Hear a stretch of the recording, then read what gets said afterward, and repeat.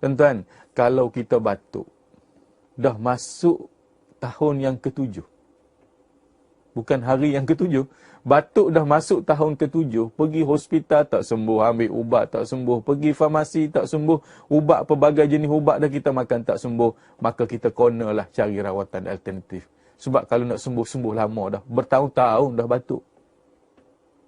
Maka Al-Quran membekalkan kepada anda rawatan. Kepada mereka yang di luar sana batuk lama, batuk baru pun boleh cuba. Yang pertama sekali, makhluk yang paling hebat dalam batuk ni Tuhan buat pada tumbuh-tumbuhan. Tuan-tuan pun kenal benda ni. Namanya bunga cengkeh. Bunga cengkeh. Semua orang kenal bunga cengkeh. Beli bunga cengkeh tu 40 kuntum. Bukanlah 40 kuntum satu baldi bunga cengkeh. Dia sikit je buah atas tapak tangan kita ni. Letak dalam bekas. Baca Fatihah jangan lupa. Baca ayat kursi.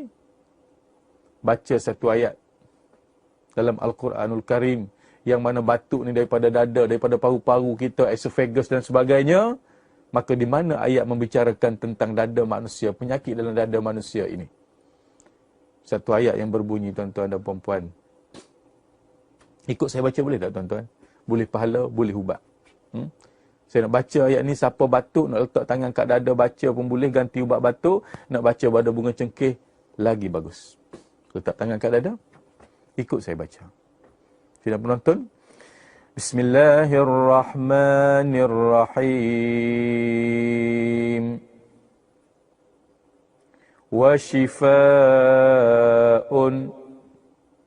lima fis sudur. Ya Allah, ya Tuhanku, sembuhkanlah penyakit yang ada di dalam dadaku. Sekali lagi saya baca.